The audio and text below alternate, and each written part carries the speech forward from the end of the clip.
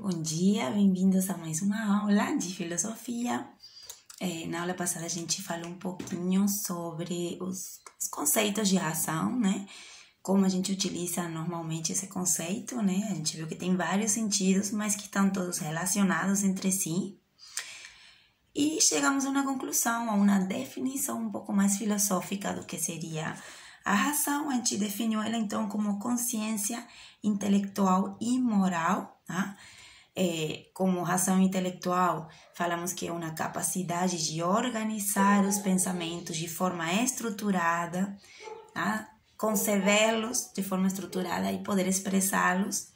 E também o que chamamos de consciência moral, então, como essa capacidade livre do ser humano de não se deixar dominar pelos impulsos, né? Pelos instintos, e sempre tender a um comportamento virtuoso, um comportamento de acordo com o dever, né? Então, essa consciência moral, intelectual, é o que a gente chama de razão, ok?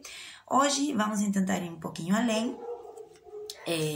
Eu não sei se falei isso em todos os primeiros, mas tem, como sempre, na filosofia a gente vai um pouco no significado etimológico da palavra, ou seja, de onde vem a palavra, qual a raiz etimológica da própria palavra em si mesmo, né? E a gente falou que razão, ela vem de um verbo, a verdade, né? Que em grego é logos, vem do verbo legere, tá? E que foi traduzido para o latim como ratio, certo? E aí, por isso que a gente tem a palavra razão, vem dessa raiz ratio, mas ratio é uma tradução de logos, que vocês já devem ter ouvido, sem dúvida, com o professor Luiz, né?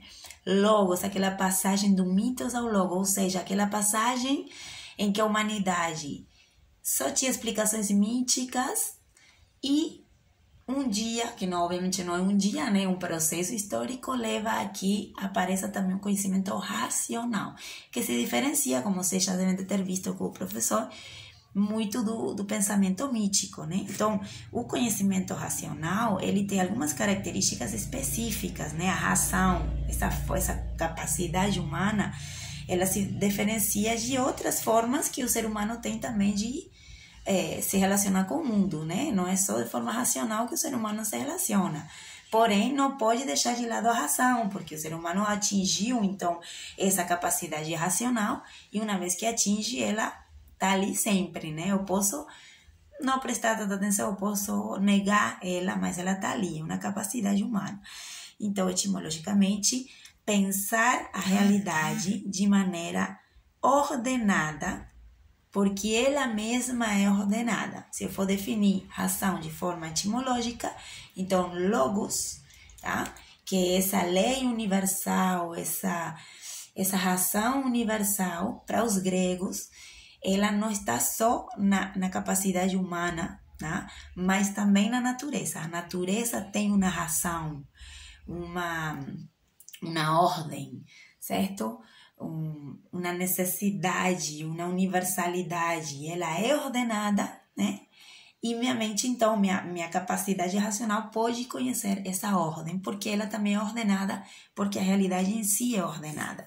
Vocês, se vocês retomam lá nos apontes de você o que é logos para os gregos, vão entender então melhor esse conceito etimológico da palavra razão, né? Que é essa ordenação universal, que por ser uma ordem universal e ser humano estar imerso nela, ele também pode conhecer através da sua razão individual, né? Da sua razão humana. Então, a razão nesse sentido vai se opor a outras formas que eu tenho de me relacionar com o mundo. Por exemplo, a simples opinião, o senso comum, ou então o conhecimento ilusório, aquilo que eu aprendi, aquilo que me falaram que era assim, mas eu também não refleti muito ao respeito, os preconceitos, aquelas opiniões que eu não aprofundo nelas para saber se são reais ou não. Eu aprendi, eu assumi que é assim, pronto, mas não teve procura um exercício de ver se esse conhecimento era verdadeiro, válido, tá? Às vezes as ilusões que o ser humano cria a partir de uma ideia que eu não sei muito bem se é verdadeira. Todas essas formas de conhecimento mais superficial que vamos agrupar nessa palavra mera opinião ou senso comum, eles se diferenciam um pouquinho do pensamento racional, da razão, no sentido de que são superficiais, tá? E como são superficiais, muitas vezes são falsos, né? São ilusões. Eu escutei a vida toda que se eu queria que minha plantação crescesse saudável e forte, eu tinha que, não sei, vou inventar qualquer coisa aqui, certo? Eu tinha que deixar uma faca clavada, assim, enfiada na terra durante tantos meses, e aí eu vou realizar aquela prática porque eu aprendi, porque foi o que me falaram, né? Eu não vou pesquisar muito, nem me interessa saber se a faca tem alguma relação direta, é realmente uma causa de que minha plantação cresça. Não, nem sei, nem importa, porque é a mera opinião, eu vou seguir a opinião de forma não questionadora, né? Então aí já vemos como o conhecimento racional já se diferencia um pouco disso, porque o conhecimento racional, ele é aquela capacidade que procura, se de alguma forma ir às causas, a conhecer essa ordem universal, né, que me vai permitir aprofundar mais. Então, para eu saber se a faca realmente tem um efeito na minha plantação, na minha boa plantação, eu deveria ir além da mera opinião, né? E pesquisar, e experimentar, e ver se realmente funciona em diferentes condições, etc. Já seria um conhecimento mais, um pensamento um pouco mais elaborado. Então, é diferente o pensamento racional a essa mera opinião, a esse pensamento superficial. Outra coisa que também é diferente, quando falo diferente, eu estou falando de diferente mesmo, não de hierarquias, qual é melhor ou pior, não é isso que estamos falando. Outra forma diferente é a emoção. A emoção são as emoções, os sentimentos, as paixões, né? São pensamentos também, né? Eu posso estar aqui e falar até, ai meu Deus, eu estou tão apaixonada por fulano, certo? É uma emoção, um sentimento, é real, é verdadeiro, está na minha mente, é um pensamento, mas não é racional. Nesse sentido que a gente está falando aqui. Por que não é racional? Porque está falando de uma emoção, de um sentimento. Ele pode ser muitas vezes caótico, desordenado. Posso dizer para vocês agora, eu amo fulano, e daqui a 5 minutos eu posso dizer, nossa, eu odeio fulano. Porque as emoções são assim, são caóticas, são desarrumadas, elas vêm e vão, mudam o tempo todo, tá? Então não falamos ali de razão, estamos falando de outra coisa, de outra dimensão da mente humana, que são as emoções, como eu falei já, os sentimentos, as paixões, tá? Que mudam o tempo todo. Então, se mudam o tempo todo, não são constantes, não são racionais, porque a razão, como a gente vai ver, ela chega a determinados conceitos que ficam ali constantes, né? Eu posso um dia ver que esse conceito está errado e chegar a outro, mas eu pesquisei muito para cheguei naquele conceito de uma forma mais rebuscada, então ele fica mais sólido, ele mais constante, tá? Olha, eu estudei e eu vi que realmente jogar o lixo orgânico na terra deixa a terra mais fértil. Eu percebi que ali onde tem o lixo orgânico, cresce tudo que eu plantar. Lixar, então vou tirar uma conclusão, que o lixo orgânico é bom fazer composto para botar na terra. A lixa tem um pensamento mais racional. A lixa tem uma pesquisa, uma procura por saber a verdade, né? Por conhecer melhor essa natureza. Então não foi uma coisa de, eu não gosto do lixo orgânico lá, fica horrível, nojento, eu fico com nojo. Então ali é uma emoção, né? Aí não tem razão. Aí não, eu não vou fazer composto, porque o que faz minha plantação crescer é que eu rezo todos os dias para Deus. Ali já é outra coisa que a gente vai ver o que é, né? Mas se eu faço um estudo racional, organizado, sistemático da realidade, então eu estou no plano do pensamento racional.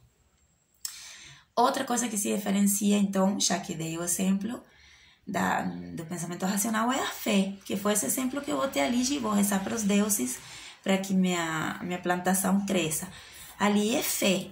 Ali eu não estou querendo saber as causas, as razões, calculando. Não. Aí eu tenho uma crença, tenho uma verdade revelada ali, na qual eu acredito e confio, tá? Então, esse tipo de saber, que chamamos de fé, é uma forma de saber que opera pela confiança do ser humano em alguma verdade que foi ali revelada e não pela evidência. Eu não tenho evidência de que meu Deus está ali, me escuta e vai fazer com que cresça tudo. Mas eu acredito naquilo com fé, com confiança. Então, eu vou rezar para que minha plantação cresça, né? Aí é uma outra forma, então, de me relacionar com a realidade através, como eu já falei aqui, da fé, né? Da confiança, etc. A autora do livro, Marianela Chaui, ali o livro que vocês têm, ela também diferencia o pensamento racional do êxtase místico. O que seria o êxtase místico? Interessante porque realmente é uma dimensão humana que também existe, né? O êxtase místico é um estado de abandono da consciência, tá? De rompimento com a razão. Abandono da consciência. Então, é um estado que eu posso atingir de muitas formas, tá? Pode ser, sim, através da fé. Às vezes a gente vê em algumas religiões que tem pessoas que chegam a esse êxtase místico, só que assim, se diferencia um pouquinho, eu acho, do êxtase místico nas religiões, porque o êxtase místico, como o Chaui traz aqui, pode não ser religioso, pode ser atingido de outras formas, através de dança, de cantos, de rituais que às vezes não tem a ver com religioso, né? Podem ser perfeitamente não religiosos. Então, tem vários jeitos de eu atingir esse êxtase místico, mas o importante é que durante esse êxtase místico, a pessoa não está utilizando sua faculdade consciente, sua razão.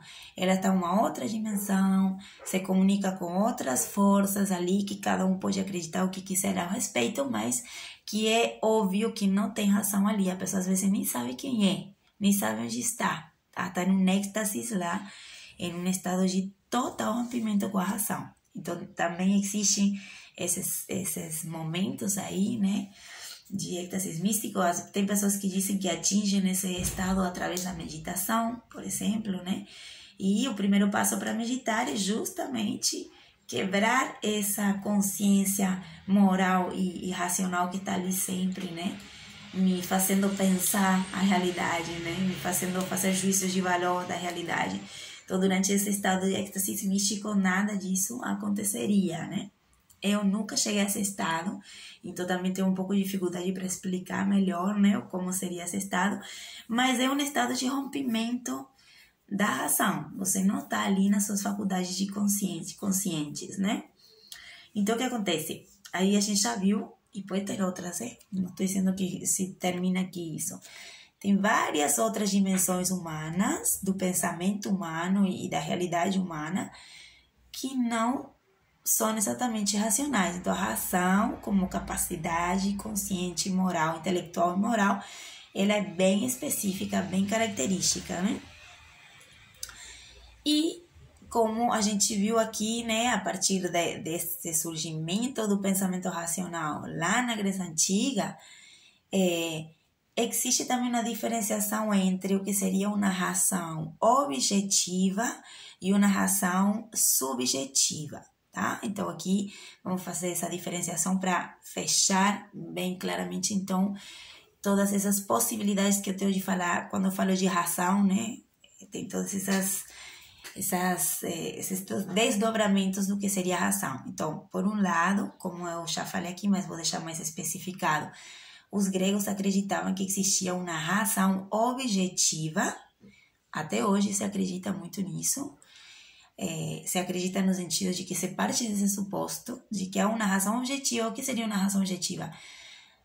a organização da realidade. A realidade, ela é organizada, ela é ordenada, ela segue princípios, tá? Que na próxima aula vamos a ver, né, na aula online, porque são um pouquinho mais complexos, então eu prefiro dar isso na aula online, mas segue esses princípios, tem uma ordem, ela por ela mesma, a própria realidade, a realidade objetiva, o que é de fato, o mundo como ele é ordenada, e eu, com minha razão subjetiva, tá? Minha razão, a razão humana, a subjetiva, pode conhecer essa realidade objetiva.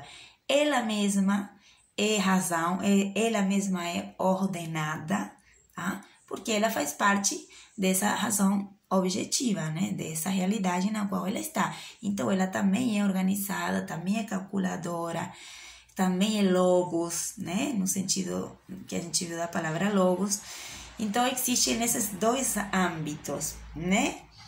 No âmbito da realidade, a razão objetiva, e no âmbito subjetivo do ser humano, a razão subjetiva. Esse detalhe aqui, essa ideia que eu acabo de passar para vocês, é de suma importância, porque a partir de entender essas duas ações, ou seja, é a partir de essa ideia de que a realidade é ordenada e de que por ser ordenada, a mente humana pode conhecer ela e chegar a leis universais através da sua razão subjetiva, é o pontapé inicial para todo o pensamento ocidental, filosófico, científico, até religioso. Tá? O mundo não é caótico, tá? A realidade não é desorganizada, não é aleatória, ela é ordenada e eu posso, através da minha razão, conhecer então essas leis universais que a rigem e que me rigem, né, por ser parte dessa realidade objetiva. Ok? Então, vamos deixar essa aula por aqui. Tá? Espero que tenha ficado um pouco mais claro, então, o conceito de razão, o que é a razão. E a partir da aula que vem, então, vamos entrar nos princípios da razão, os princípios que rigem a razão humana, ok? Então, muito obrigada. Espero que essa aula seja produtiva para vocês e nos vemos na semana que vem.